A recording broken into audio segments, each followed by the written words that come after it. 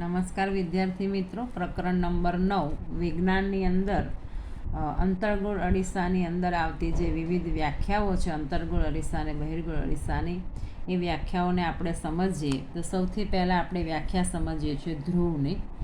તો સૌથી પહેલાં અરીસો આપણે જોઈએ, અંતર્ગોળ એટલે અંદરથી ગોળ.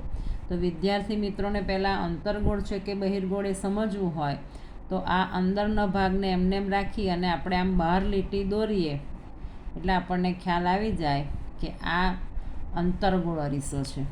અને એવી જ રીતે જ્યારે આપણે આ જ રીતે અરીસો દોરી અને આપણે એમાં આ રીતે આ બાજુની બાજુમાં જ લીટી દોરીએ તો આપણને ખબર પડે કે આ બહિર્ગોળ છે. એટલે કે આ જે છે આ અંદરની સપાટી પરાવર્તક છે, જ્યારે આમાં બહારની સપાટી પરાવર્તક છે. એટલે પહેલાં તો અંતર્ગોળ અરીસો અને બહિર્ગોળ અરીસાની આકૃતિ દોરતી વખતે આ જે લીટી છે એ કઈ બાજુ દોરવી આપણને ખ્યાલ આવે. આ પરાવર્તક સપાટી એટલે આ અંતર્ગોળ, અંદરની સપાટી પરાવર્તક, અને આ બહારની સપાટી પરાવર્તક છે એટલે આ બહિર્ગોળ અરીસો. હવે સૌથી પહેલાં આપણે વ્યાખ્યા જોઈએ છે ધ્રુવની.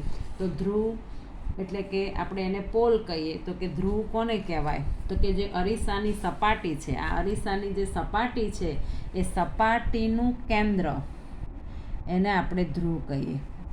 અરીસાની સપાટીના કેન્દ્રને, અરીસાની સપાટીના કેન્દ્રને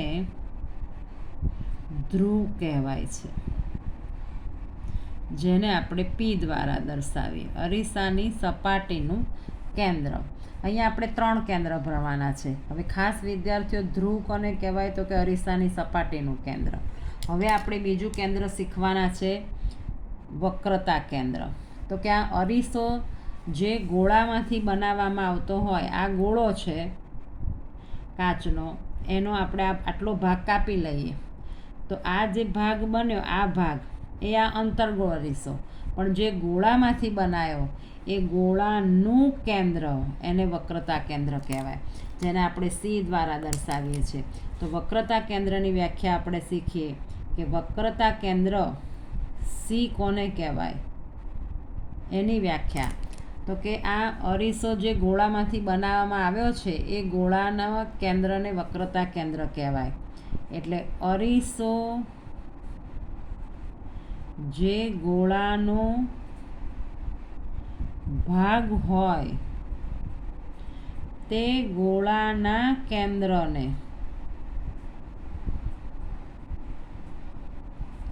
વક્રતા કેન્દ્ર કહેવાય.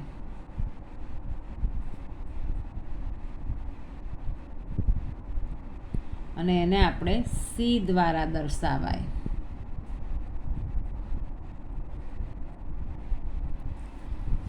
અને આ વક્રતા કેન્દ્રની વ્યાખ્યા શીખ્યા છે તો જોડે જોડે વક્રતા ત્રિજ્યાની વ્યાખ્યા આ જ આવે કે અરીસો જે ગોળાના ભાગ રૂપે હોય તે ગોળાની ત્રિજ્યાને વક્રતા ત્રિજ્યા કહેવાય. એટલે અહીંયા કેન્દ્રની જગ્યાએ ખાલી એક જ શબ્દ બદલાશે, જેને આપણે વક્રતા ત્રિજ્યા, જેને આપણે R દ્વારા દર્શાવીશું. વ્યાખ્યા આની આ જ, ખાલી કેન્દ્રની જગ્યાએ શબ્દ આવશે ત્રિજ્યા. અરીસો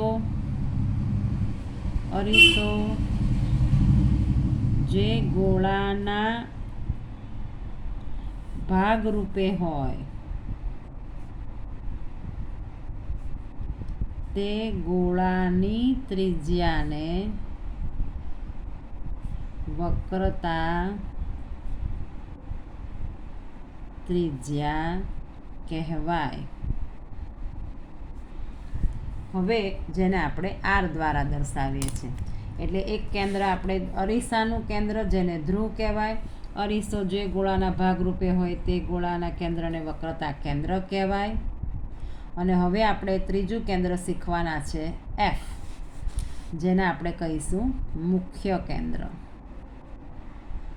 તો મુખ્ય કેન્દ્ર F જે છે એ આપણે કોને કહીશું? તો કે જ્યારે આપણે અરીસાની અંદર આકૃતિ દોરતી વખતે પહેલાં આટલું યાદ રાખી લેવાનું, અરીસાનું કેન્દ્ર P, વક્રતા કેન્દ્ર C. હવે આપણે અહીંયા F શીખીએ છીએ. તો કે આ મુખ્ય અક્ષ છે, કાલ્પનિક રેખા, અરીસાના કેન્દ્રમાંથી પસાર થતી કાલ્પનિક રેખા. તો મુખ્ય અક્ષને સમાંતર જ્યારે આપણે કિરણો આપાત કરીએ છીએ ત્યારે એ કિરણો જે બિંદુ ઉપર કેન્દ્રિત થાય એ કેન્દ્રને આપણે મુખ્ય કેન્દ્ર એફ કહીએ છીએ. એટલે આપણે અરીસાના મુખ્ય અક્ષને સમાંતર કિરણો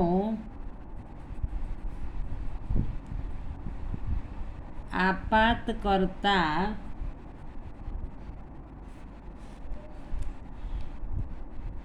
પરાવર્તિત કિરણો